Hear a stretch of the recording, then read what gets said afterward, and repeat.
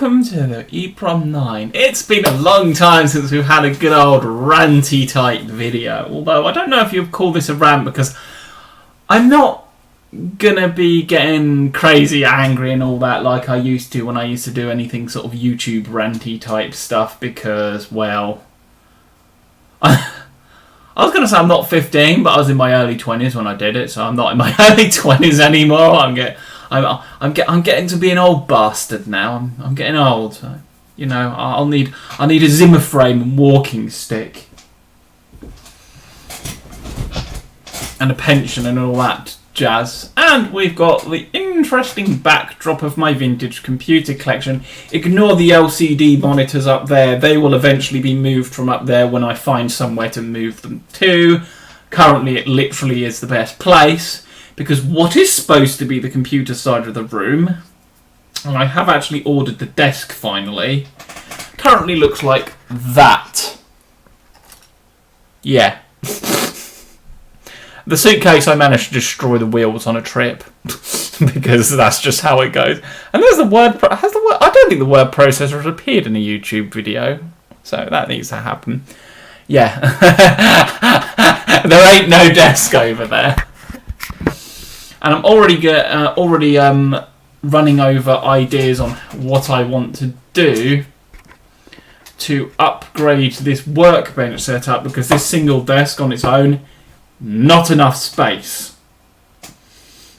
So I'm thinking build a custom workbench here, move the desk to here so it sort of comes out like this. Obviously you don't have it go all the way up to the cabinet if you need a way through. Then you've got a nice corner type thing. Mount some power strips on the wall that I can wire to the plugs, just using normal plugs because that's easier than trying to put cables through walls. And yeah, some shelving that I can put all the lighter test equipment on and all that jazz. And that's completely off topic. Oh, I start a video with a point and I already feel what we are in. 2 minutes, over 2 minutes, and we're still not to the point. Yes, it's the whole YouTube being a bunch of arse hats again.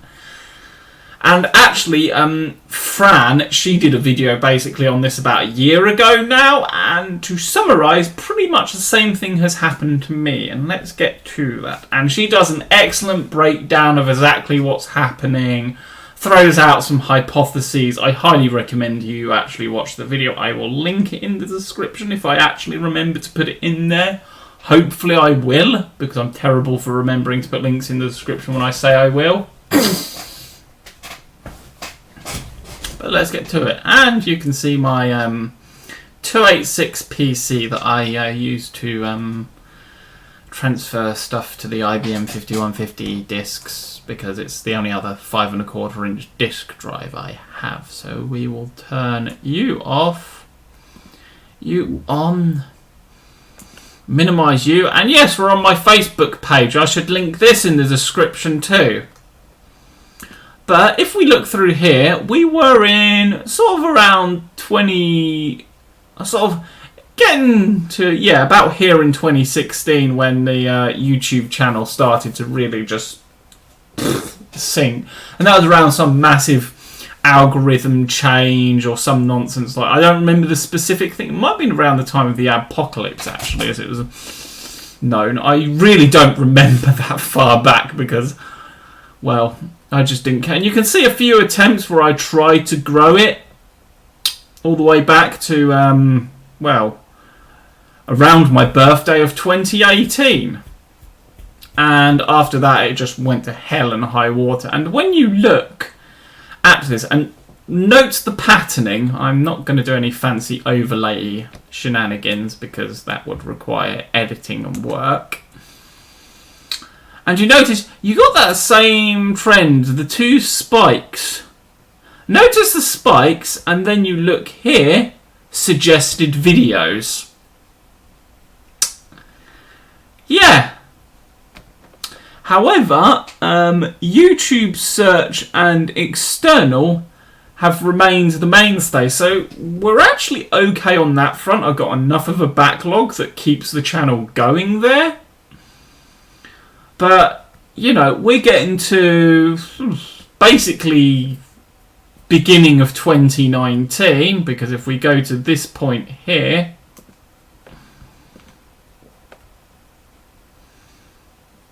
we're actually getting more in the beginning of 2018. Actually, this has potentially been going on for almost 2 years.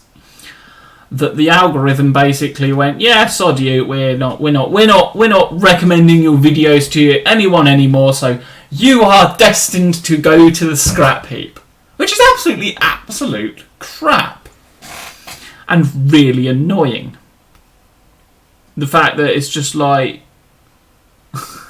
you know, it's like, I liked having it grow. It explains why the linear growth just went, nah, and it's sort of plateaued. But this just explains a lot, because the algorithm, it is a little bit putting recommendations out there, but not nearly what it used to, which is, well, really quite frustrating.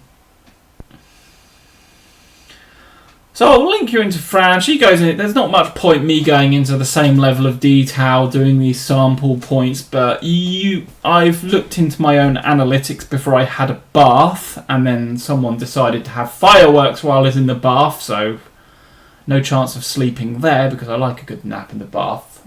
I was working from home today, so when I work from home I like to have my baths and showers and that in the evening, so when you get into bed the bed sheets feel wonderful. Seriously, I recommend it. Baths and showers before bed are the best.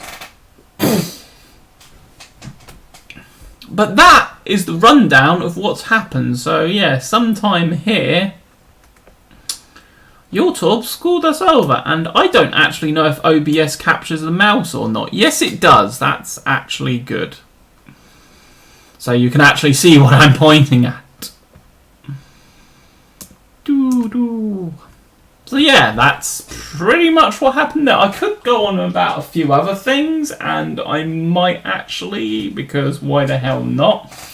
So what does this mean? It basically means what I've always said since I cottoned on that the whole YouTube thing was like throwing my channel to the scrap heap years ago, as you can see from that analytics graph. That's one thing YouTube does very well.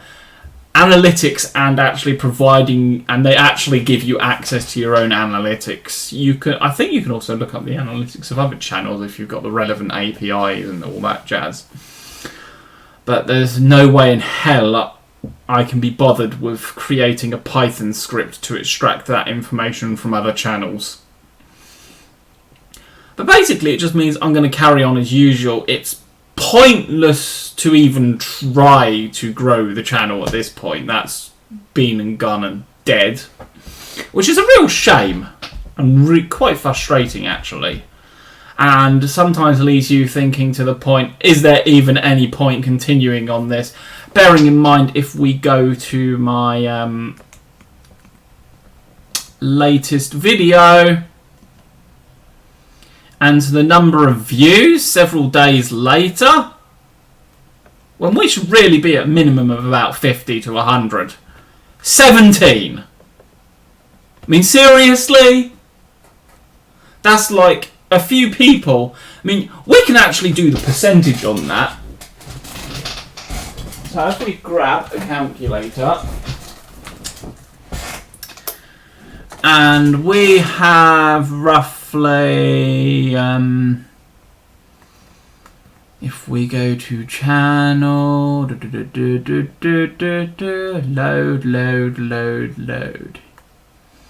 YouTube have far too many scripts running in the background. Come on.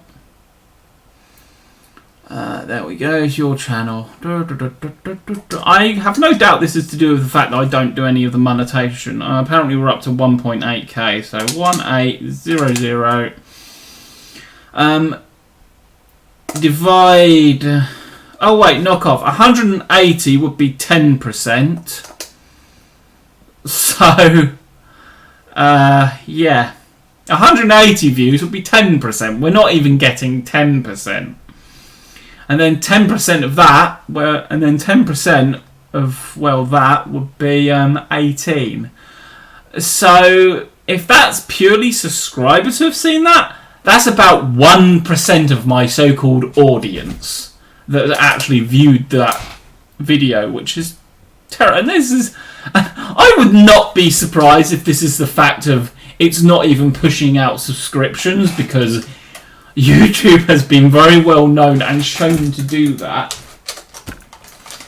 And there's also another video I watched recently on YouTube from some random channel where they actually looked at the stats when it came to the whole LGBT thing, and found it's like where you've got the YouTube creator being like, oh, we're all for gay rights and all that jazz, and then at the same time it's like all the bots and algorithms are demonetizing anything with the tags gay, homosexual, lesbian, bisexual, transsexual, transgender, and so on. We could go through a whole list of forever, and the God knows other 5 billion genders people claim to be these days.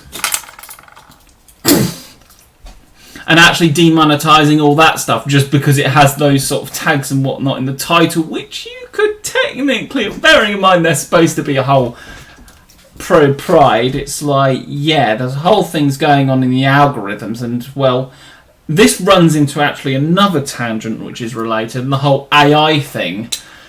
And one of the biggest problems of AI and AI development is the fact it's a black box system.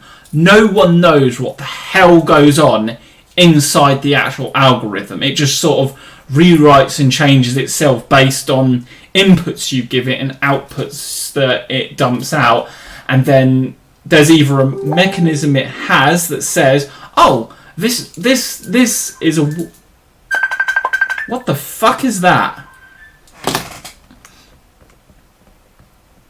I'll have a look at what the hell that was later. I have no clue. Was that WhatsApp? No. That was not WhatsApp. I do not know that noise. I do not recognise that noise. Anyway.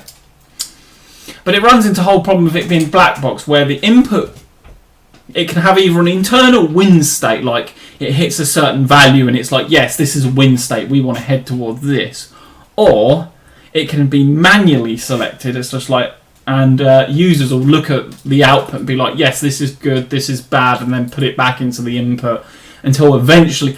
And the thing is, these systems have to go over like thousands, millions, hundreds of times at minimum to start becoming usable results. There's actually an excellent channel where the guy develops little like rip-off games of other things and then gets an AI to actually play it, and he's called Code Bullet.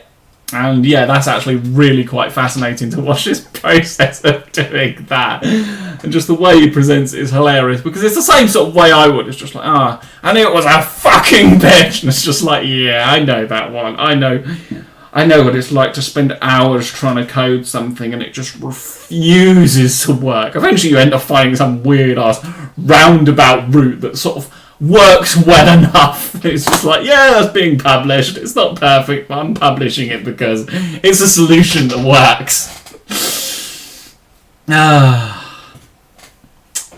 Janky search code created by Simon. That's actually running on servers out there in the wild, folks. But yeah, that is a problem with the whole AI system, is that it's a black box. It's not like anything tangible like a normal piece of software that you can decompile and you can start going through all the code, analysing what each line and individual part of the code does, or the assembly, depending on how low you want to go to decompile it, whether you go to assembly level or to C or to whatever. Or even if you go into a more practical sense, one of these. You can take something like this apart and you can start analysing what all the individual components are. And even some of the chips, people have managed to actually de-encapsulate chips and reverse engineer them from scratch, as well as probe them and get inputs and outputs and all that jazz. And it's the case of AI is just not this. It's completely impossible to really know how and what it's doing inside, and that is one of the major problems. This is probably why there is so much demand, because there's markets, there's applications for these systems, but no one really knows what they're doing. No one really knows how they work, apart from on a very basic level of how the system is constructed, whether it decides what is good based on a win-fail state or whatever. No one knows beyond that level. After that, it's completely unknown to even the developers what the hell the system's doing. And that is a problem that the industry is going to have to figure out in its own time. I don't actually do anything with AI, so I am not one to propose solutions on that front. I can propose solutions on security stuff and whatnot, but, well,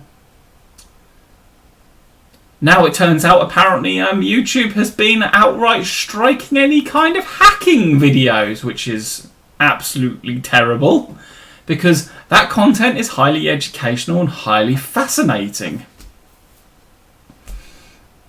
And I just find that kind of sad, really, that, hacking, there's loads of good things you can learn from watching hacking videos and digging around in code and metasploiting into systems, and, that's just destroying educational material. Yeah, a bad actor can use that, but a bad actor can look at a project on how to make an alarm clock and then end up making a bloody bomb out of it. It's the same thing. It's like, yeah, you can look at these hacking videos and try and hack NASA and take one of their Mars rovers for a joyride, or you can actually work to make people's systems more secure. The same thing as you can build an alarm clock to just for the fun of it and to learn and to wake people up in the morning, or you can build an alarm clock to detonate a van in the middle of London somewhere at some point.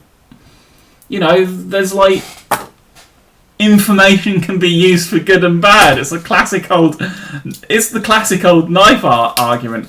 I can use this to cut up little bits of plastic and strip wires and all that and crack things open to see what's inside, or I can go into the street, shank and twist someone.